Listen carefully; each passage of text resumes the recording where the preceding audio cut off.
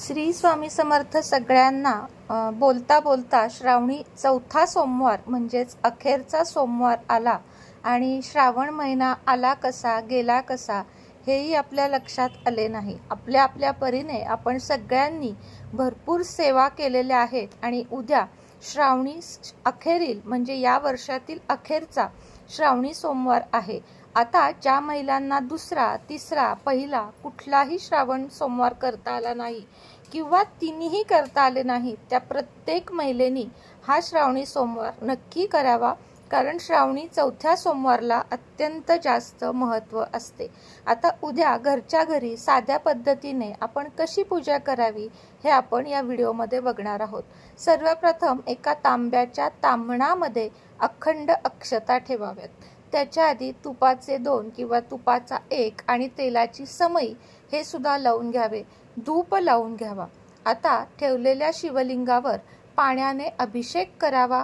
तुमच्याकडे अभिषेक पात्र असेल तर ते ठेवून सतत ओम नमः शिवाय किंवा शिवहरी शंकर नमामि शंकर शिवशंकर शंभो, हे गिरिजापती भवानी शंकर शिवशंकर शंभो या मंत्राचा अखंड नामस्मरण करत करत अभिषेक करावा।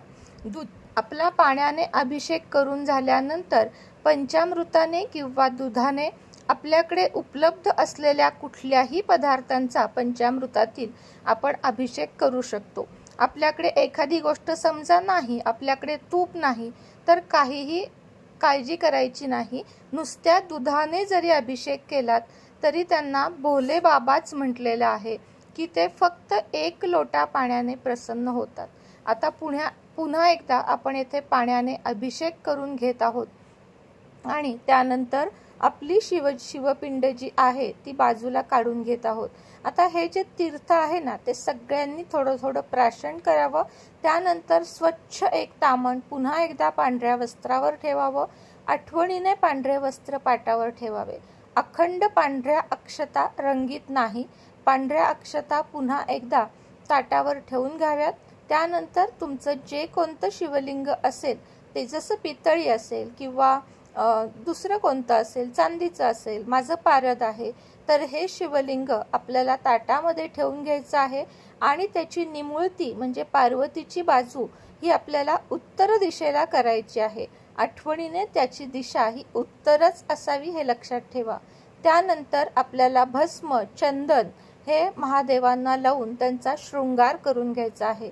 चंदन लेपन मी तुम्हाला प्रत्येक सोमवारी सांगते बघा की चंदन लेपन करून घ्या। आता हे ओलं आहे, तुमच्याकडे कोरडं असेल तर ते ओलं करून घ्या आणि चंदन लेपन आपण करू शकतो। उद्या मंदिरामध्ये जाऊन दही भाताचे लेपन सुद्धा आपण करू शकतो। महादेवाचे लेपन हे घरातल्या शिवलिंगावर करू नये, तर ते मंदिरामध्ये जाऊन करावे। तिथल्या गुरुजींना जाऊन विचारावे की किती दही भात लागेल, वेळ किती आहे, कारण बरेच जण उद्या करतात। ते सुद्धा उद्या केलेले खूप जास्त प्रभावी एक सेवा आहे। आता आपण शिवलिंग ठेवून घेतलेले आहे। आता यानंतर याला फुले आपल्याकडे जे काही आहे ते वाहून घ्यावे। महादेवांना पत्री खूप जास्त प्रिय होती, त्यामुळे आपल्याला जर विविध पत्री मिळाल्या, शमीचे झाड असेल आपल्या इथे तर शमी सुद्धा व्हावी, तुळस, दुर्वा हे देखील अर्पण करावे। पांढरे वस्त्र महादेवांना अत्यंत जास्त प्रिय आहे, म्हणून असे पांढरे 5चे, 11चे, 21, 51, 108 असे कापसाचे वस्त्र जे आपण घरी करून किंवा विकत आणून सुद्धा वाहू शकतो, कारण आपल्याला फक्त भक्ती करायची आहे, वस्तूंकडे लक्ष द्यायचे नाहीये। त्यानंतर आपल्याला बेलपत्र वाहून घ्यायचे आहे। ही गाठ असते ती तोडायची आहे, आठवणीने गाठी सकट बेलपत्र वाहू नये। बेलपत्र वाहताना पालथे व्हावे आणि देठ आपल्या दिशेला आठवणीने करावा। बेलपत्र किती व्हावेत तर 1, 3, 5, 11, 51, 108 असे बेलपत्र आपण वाहू शकतो। प्रत्येक बेलपत्र वाहताना ओम नमः शिवाय या मंत्राचा जप करावा आणि शक्य असेल तर सगळ्या बेलपत्रांना किंवा एका बेलपत्राला चंदनाचा टीका अवश्य लावून घ्यावा, कारण तेही महादेवांची एक सेवा आहे आणि महादेवांना ते प्रिय आहे। आता बेलपत्र वाहून झाल्यावर माझ्याकडे हे जे चांदीचे बेलपत्र आहे ते मी वाहत आहे ते देखील तुमच्याकडे असेल तर अवश्य व्हावे, नसेल नाही वाहिलेत तरी चालेल, पण पुढच्या वर्षी अवश्य घ्या। दररोज महादेवाच्या पिंडीवर जर आपण हे बेलपत्र वाहिले तर सुख समृद्धी आपल्या दारी कायम येते आणि आपल्याला दररोज बेलपत्र जाऊन घेणे शक्य नसते। त्यामुळे बेलपत्र असे केले की छान वाटते। ही जी फुलं आहेत याला सोंड चाफा का सोंड काहीतरी म्हणतात।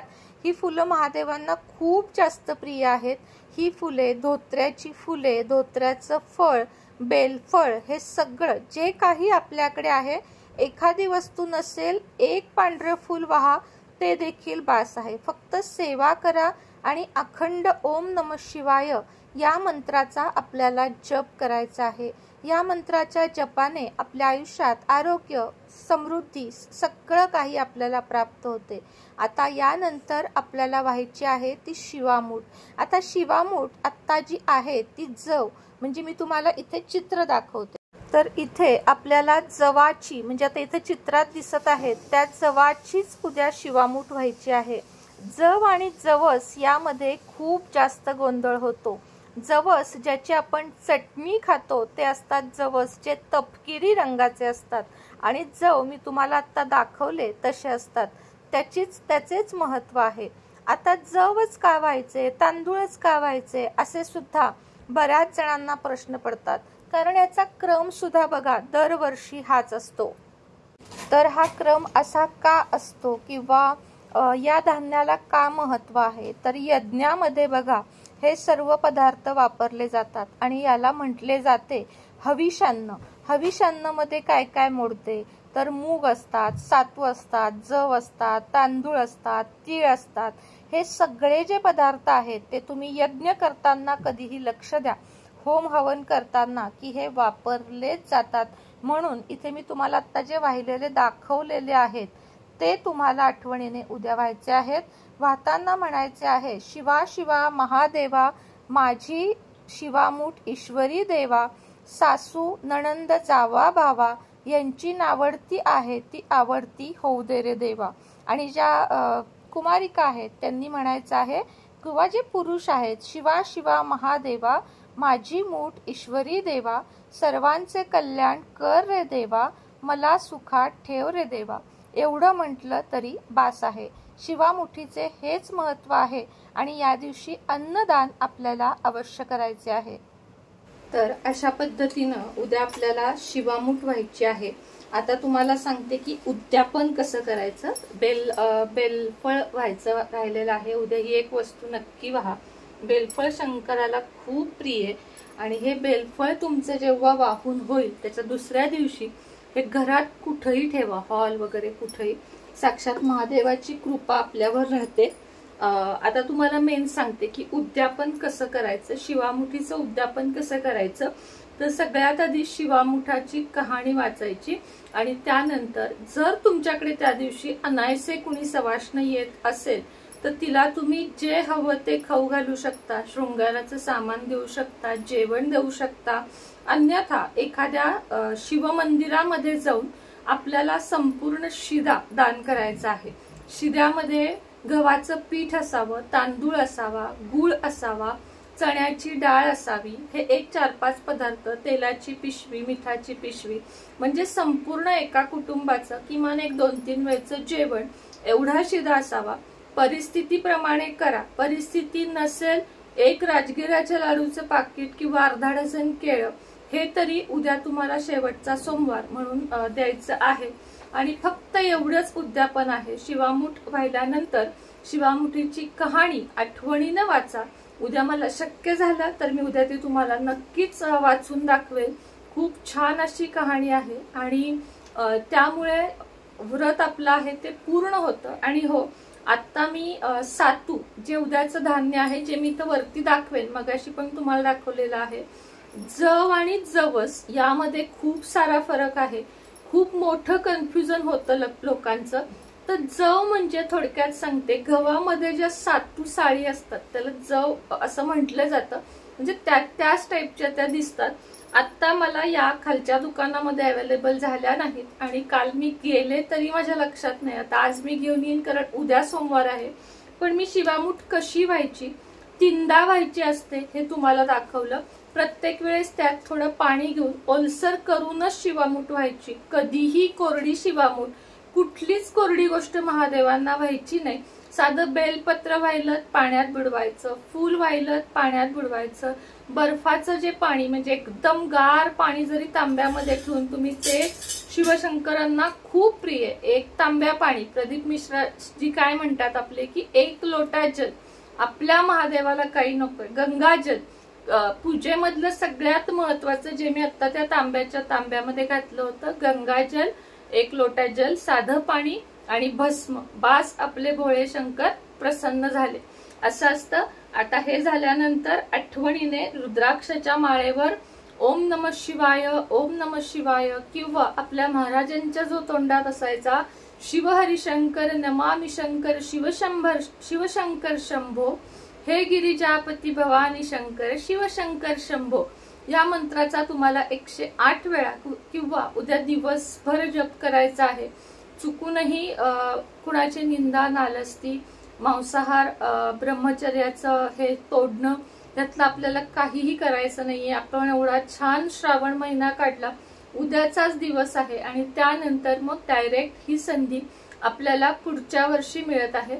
त्यामुळे उद्याचा दिवस मी जी पूजा दाखवली त्यामध्ये आता फक्त सातू महत्वाचे आहेत उद्यासाठी, ते सातू किंवा ज्याला आपण सातू नाही, सॉरी सातू तोंडात येते माझ्या, जव हा महत्वाचा पदार्थ आहे ज्याच्या 3 वेळा मुठी तुम्हाला व्हायच्या आहेत।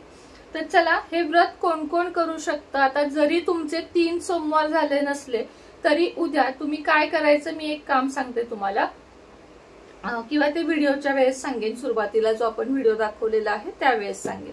तर चला, व्हिडिओ थोडासा मोठा झाला त्याबद्दल माफी मागते आणि आजचा व्हिडिओ इथंच थांबवते। श्री स्वामी समर्थ।